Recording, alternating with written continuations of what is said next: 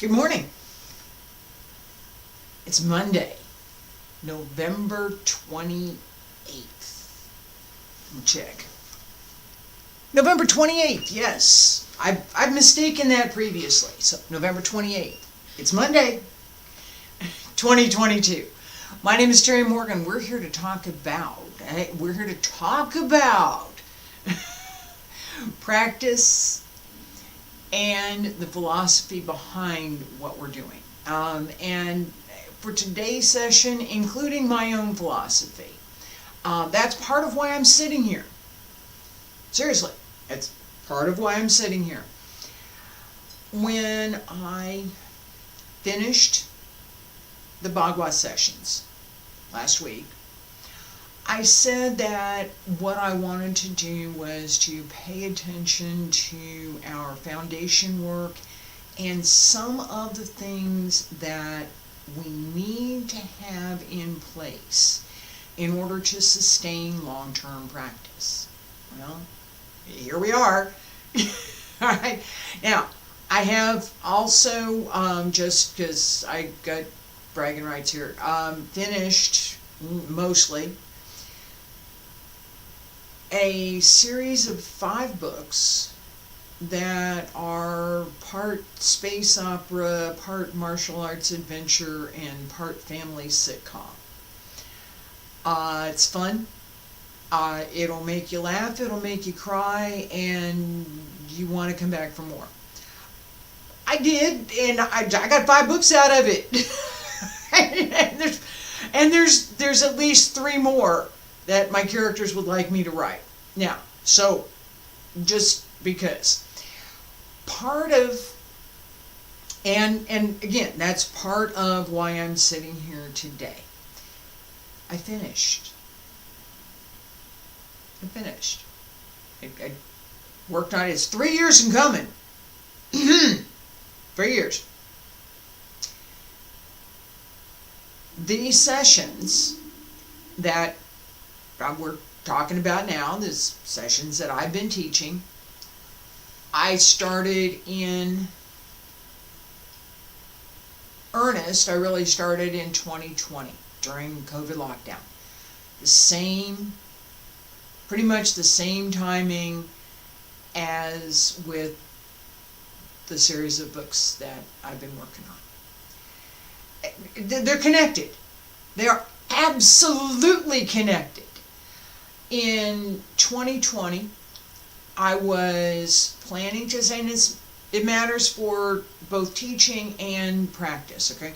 So, 2020, I was planning a series of classes. Now, I've taught them, I've packaged them, they're available online, and right now they're free. Playlist: Yang Style Tai Chi beginning and Wudang Style Tai Chi beginning. Follow along in order, and you can learn the beginning part of Yang Style Tai Chi and the beginning part of Wudang Style Tai Chi. Wudang is 12 weeks, Yang Style is 8 weeks. The Yang Style is simpler. I include more foundation work. Wudang Style is a little more complicated, but it's all there, and I include foundation sets for that too. So, some things got done. I just finished a series on Bagua. It got done. There are a few other things that I've taught over the last 3 years, and I'm not stopping. Just in case, just make sure that's clear. I'm not stopping. Just this pause. We hit the pause button. And I'm going to talk about that in just a minute. Alright, so Bagua, I've taught several other things, and I taught them in series for a couple of reasons. One is because that's how I practice, that's how I learned, and because that's how the presentation works best. We humans, okay, we want that this is the first step, and this is the second step, and this is the next step, so that we can learn that sequence. And then as we get a little bit more advanced, we start playing with which one goes where. Okay? We do. It's there is no advanced practitioner who doesn't. Okay? We all play with it. It's fun. It's part of why we practice. Right? And that sense of fun, that sense of learning and development, and that combination of depth and, for me, the philosophy behind is what has kept me practicing all these years. So as I finish this cycle, I don't know, whatever it is, you can call it whatever you like. I rode the wave. There's, how do I explain this?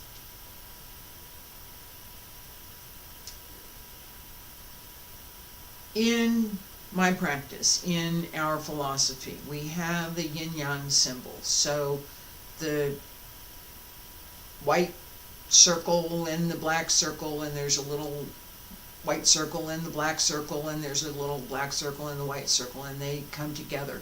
And one side is bigger than the other, and one gets smaller and smaller and smaller until it becomes the other. That cycle exists in practice and in real life. It's not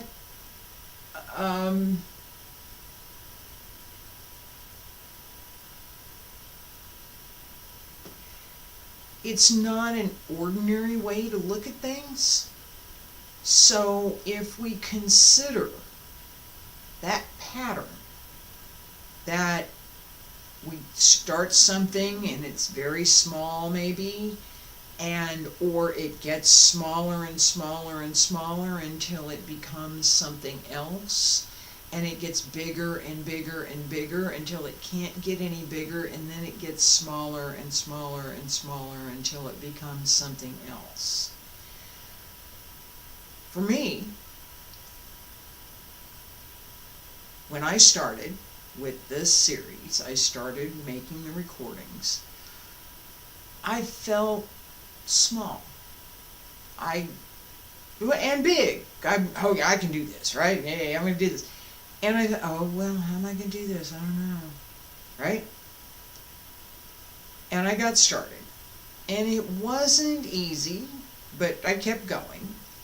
And it got easier as I went along. It did. Got a lot easier. The challenge of teaching on video got pretty hefty. If you're trying to teach movement 3 dimensions on video, it's not easy. And me turning around and going this way and going that way, yes, it helps you see it, but does it help you actually do it? So, questions? Maybe, maybe not. I don't know. That's what I've done so far. And that's part of why I'm pausing. I've done quite a bit. I've recorded a lot of video. There's a lot. Really, there's a lot out there. Is it indexed? Is it cataloged? Is it set up so that other people can find it? Yeah, no.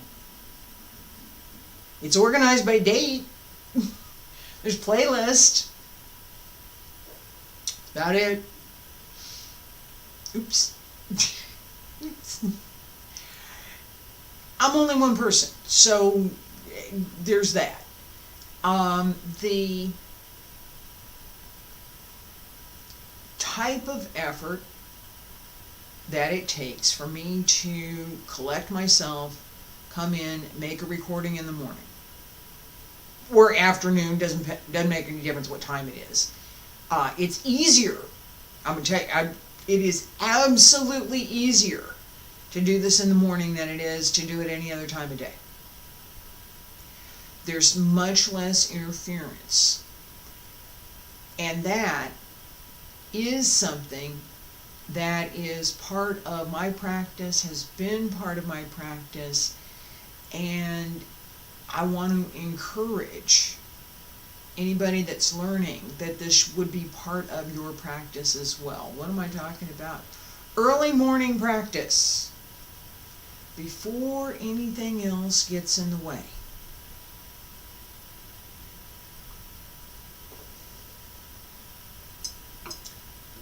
So, years ago, I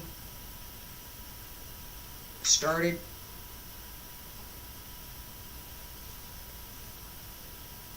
learning Tai Chi. And I practiced in the evening because that was when I went to class. So I'd get up and practice on Saturday morning because we'd have class on Saturday morning as well. And I practiced at lunchtime. I had a work break and I could go outside and I would take my heels off and practice. My boss was probably not real happy about that, but it wasn't something that, hey, she's out there doing that stuff again, isn't she? Yeah, I was. I was serious about learning. I wanted to learn. It was something I could do that didn't require anything other than me. I didn't have to go to a gym. I didn't have to have weights. I didn't have to have this. I didn't have to have that. And the rhythm and meter, the method for practice, slow, even, relaxed, comfortable movement. This Tai Chi, we want this in Tai Chi. Now, appearance and reality are not necessarily the same thing, but we want that outward appearance of calmness, very relaxed, very soft, nice, even movement. So that as we move through, and yes, my hands are doing that, and it's supposed to be that way, right? As we move through each of the postures, we have, and I just did split there. So if this was your wrist and that was your elbow, it was not there anymore. All right, nice and easy. So as we go through, we want that nice, soft, outward appearance. Inwardly, what we want to cultivate is internal strength, the internal breath, the Qi, the internal energy, Jing, and the internal spirit, Shen, so that as we combine all of these with what we're doing, we create an integrated whole that is more than any one of those individual pieces all by itself. So this person practices for strength and ability to move. This person practices the philosophical foundations, so paying attention very much to the breath and the intent inside the mind. What are we doing with that? Not so much the movements. The movements are there. The movements are good, but not really paying attention. This one's paying attention to movements. Neither are complete. Somehow they have to come together to be complete. Now, this is not bad. This is not bad either. They're both good practice methods. Not a problem. Still not complete. We want more. I did. That's why I practice, right? I wanted more. I wanted to understand, and more than that, I wanted to know for myself, not just the outward, let me understand what this thing is. Oh, I can look at it now. I can see it from the outside. I wanted to know it. I wanted to feel it. What is this? What is this jing that they textbooks are talking about? What is it? I just got to notice that as I look over here, because I got a notice on this machine that there was a problem. Seems to be okay over there, so I'm gonna keep going. What is this jing that they're talking about? In Tai Chi, we talk about anybody that practices Tai Chi at some point is going to learn push hands, and we're also going to learn the concept of Fa Jing, sending out the energy, using that internal force to do something in an application. Some martial arts, so yeah, there is application, and if there's not, it's not complete. Okay, so another part of philosophy and practice is that we want what we're doing to be complete, and that's not merely the physical movement. So if I brush, knee, push right here, that movement is complete. I can't go any further without overreaching. I can move out there, but I can't take my hand any further than this without overreaching. How do I know that? Because I practiced. I know how far my shoulder's going to go. I know how far my hand's going to go, and I know where that extent of movement is. This is too much. My shoulder just locked. That's worse. My elbow and my shoulder are both locked.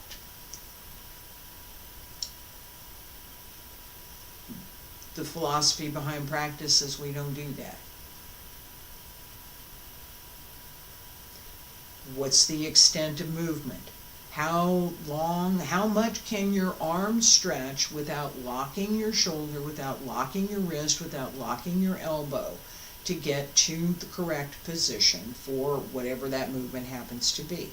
So in this case, I'm here. The change happens just before I reach the full extent of the movement. I'm going to pull back. I have to. This is already out here. I can't go out any further, right? I have to pull back. That idea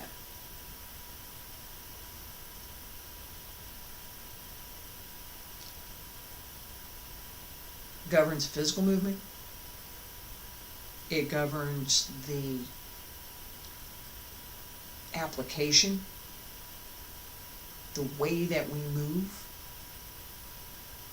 Physical movement, not only the movement itself, how we do it, the way that we move, the application that we have, what's available to us in that movement,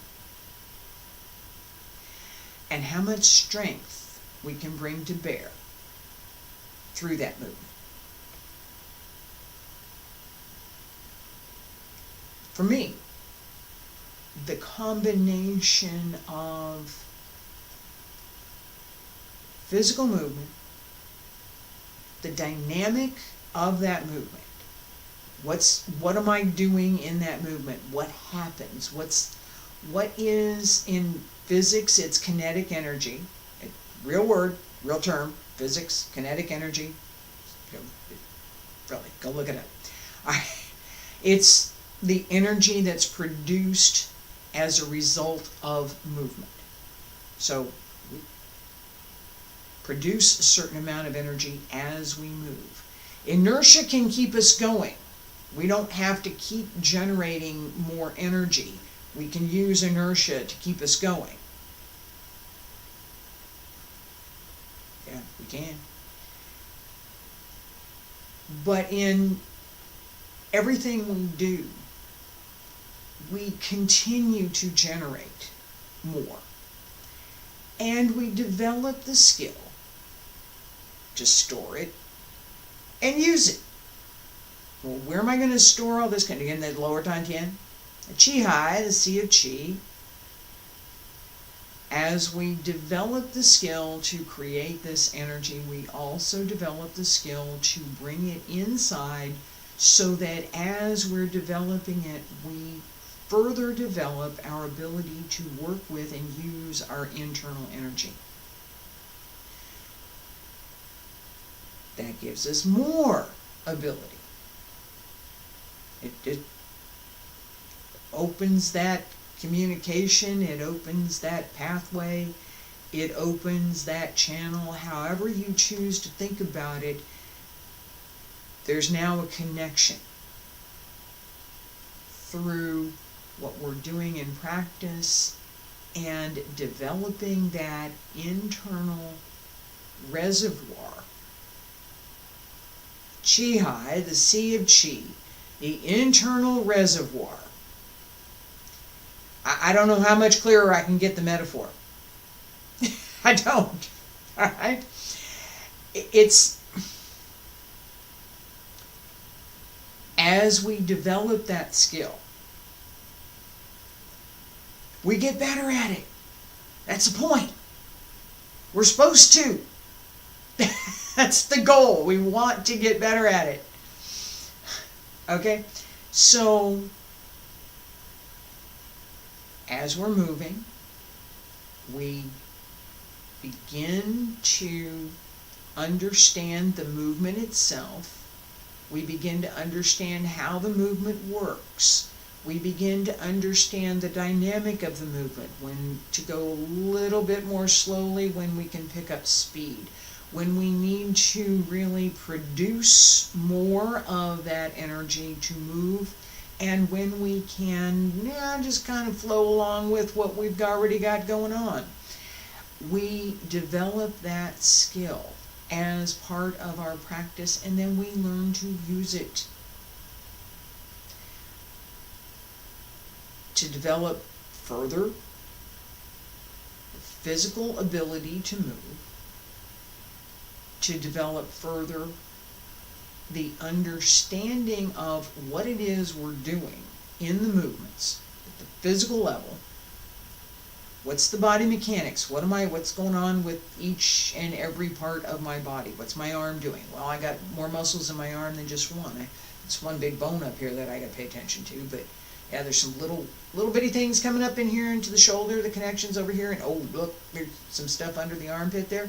All these connections in the back of the arm for the shoulder, all those.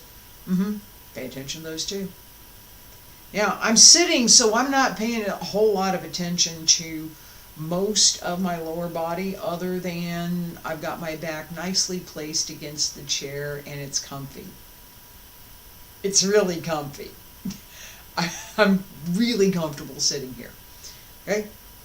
It matters. I could be sitting in a less comfortable position. I could be sitting in a less comfortable chair. But here I am. And I am going to mention that I've had this chair for a long time. It's the welcome chair on my website from the 90s. I've had this chair for a long time. It's comfy. It's still good. It's comfy. So that is the same idea that we want for practice. And I'm going to close with that idea that we want our practice to be comfortable. That what we're doing, whether we're physical practice, whether we're practicing for philosophy, whether we want just a little bit of movement, we want more movement, whatever we're doing should be comfortable. It shouldn't be the, we don't want the no pain, no gain thing. Not all the time. No, sometimes you need to push a little bit. You do. And sometimes, like right now, you need to pull back and say, I'm going to rest for a minute. Take the day off. Not really, but I'm sitting here for right now. So, take the day off. Do something else. Seriously, do something else. Doesn't make any difference what it is. It doesn't make any difference how much effort you put into it. It doesn't, just do something else. Take a breath. And then come back. In my early training, when I was training for competition, one of the things that Professor Liu taught me, and I found extremely valuable, because I was doing things differently, right? So, before I started training with him, I was not entirely on my own, but more or less, and I would practice my forms. This was for competition. Now, I learned so much from Huang Weilun. I'm not going to talk about all of what I learned. I learned so much from him. But at the time that I started competition, at the time that I decided I was going to enter competition, I was not attending regular class with him any longer. So, what I was doing was mostly on my own. Now, I did pick up class with him again a little bit later, and he was instrumental in my achieving first place at the 1989 Houston Internationals. It was. First place in forms and awards for push hands. I think it was third and fourth. And Tai Chi sword. Alright. So,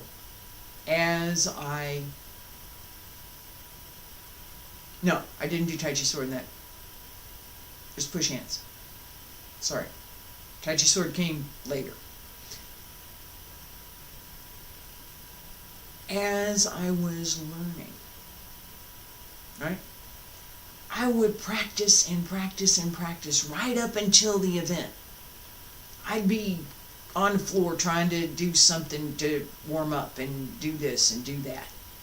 And it served me well. It was not a bad thing. First place at international competition is not a bad thing. It's not. It's not. And I got the paperwork and the trophies to prove it. So there's that. I got artifacts from that. All right. So when I started practicing with Professor Liu, he had different practice methods. He was a different teacher. Yeah, I'm a different teacher. I got different practice methods. All right. So one of the things that he wanted me to do was to work overtime. Seriously overtime. He was like, seriously overtime. On what I was going to do for competition. Up until the week before. Then I should stop. Not stops completely. Stop pushing. Still practice. But just enough. And then a few times leading up to competition. Go through the entire set, whatever it was I was going to do. And then one more time, maybe, the day before. Depending on what time of day it was, and so maybe. Take it easy the morning of competition. Go to sleep early. Get up. Have something to eat. Got to get up early to have something to eat on competition day, because I couldn't eat most of the time. Alright, and then wait for your ring to be called.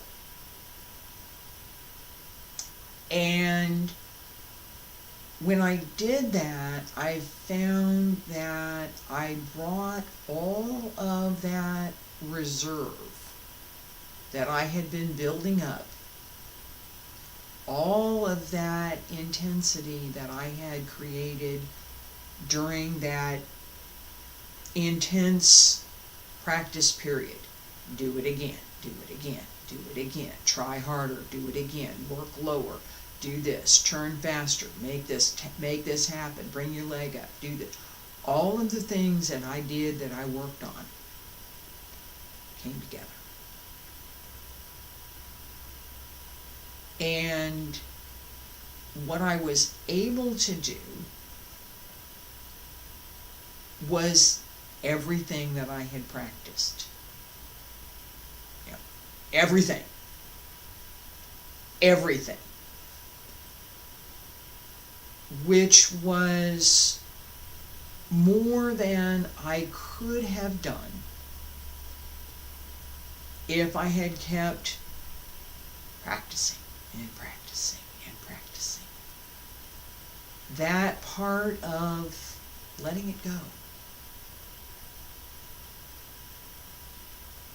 Letting it all settle. Pulling it in. Because there's no more outward practice. You're pulling it all inside. Every muscle, every time that you move, it all comes inside. It does. And now you're going to let it go. You're going to bring it all out again. It's exhilarating. It's an amazing ride. It's fun, and it is one of the things that kept me going for, I was in competition for about 12, 15 years. 10, let's see, 12, about 12, 13 years, give or take. 86 to 97, and then I judged. So inclusive, you can count inclusive years, and you get an extra one. If you count between years, how you count it depends. First competition in 85, actually, and my last competition that I also won. Won the first one too. I did. Won the first one. Got a trophy for it too.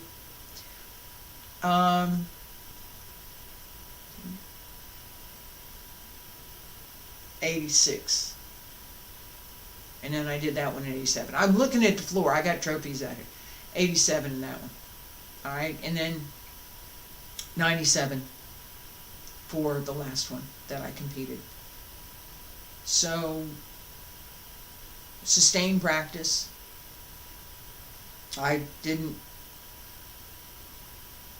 really get much less than, I don't think I ever came in less than 4th, 5th, maybe. I think fifth was probably for most of what I entered. I did consistently first for several things, and depending on where I was and what I was doing at the time and what the environment was, more or less. Yeah, sometimes it was me. Hey, who shows up on competition day, right? That idea also is something that is part of my philosophy. Who shows up on competition day? My skill, my ability is going to be tested. That was why I went to competition. I wanted to test. Somebody test me. Let me find out if I'm any good. Have I learned anything? What? Test me. I need to find out. That's part of who I am as well. So let's go find out. Well, yeah, not too bad. Depending on who showed up that day. Who's judging? Depends on who showed up that day. Where am I? Well, I mean, it depends on where somebody was going to host an event that day. What part of the country I traveled? What part of the country is it? Internationally, which country is it in? Where am I going? It makes a difference. What I do and what I can do isn't necessarily different from day to day. I can be in one location and do one thing, and I can be in another location the next day and do the same thing, and they'll be pretty much the same.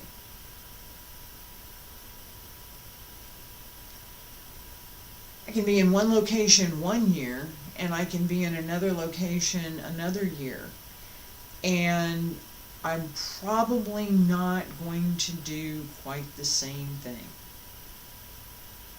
I will have developed something. If I'm continuing to practice between those 2 years, I will have developed more skill. I will have refined my movement. I will have improved whatever it is I'm doing compared to what I did the year before. That's the metric that I use. Am I better now than I was before? Am I better than this person? Well, maybe today, yeah. Maybe tomorrow, no. I'm having an off day. It's not my day today. I'm having a great day. Hey, I'm on. Yeah, it happens. We're human.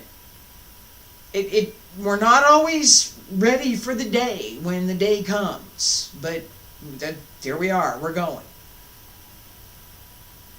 Being able to get there.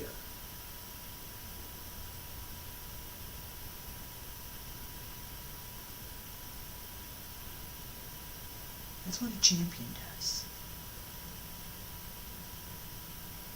Knowing how to get there. Understanding what we need to do and being able to do it.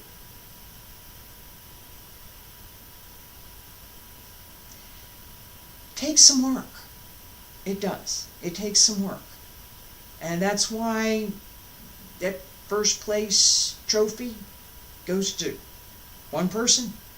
That first place medal goes to one person.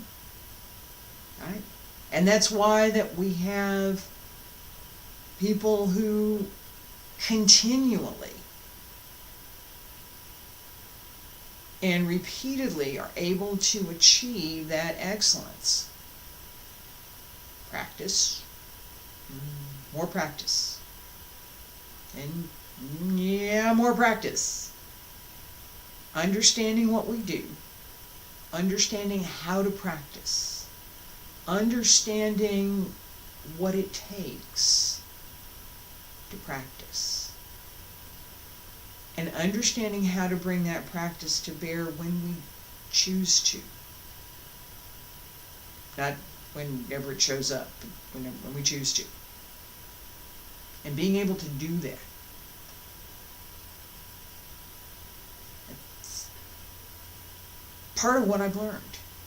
And part of what I'm hoping to share with some of what we're doing here. Right now.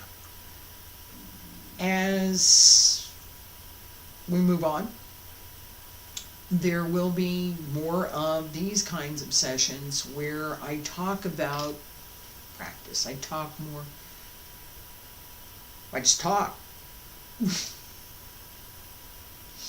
right? And there will be some sessions where it will be a little bit more combination of movement and talking, because that's part of what I haven't done yet.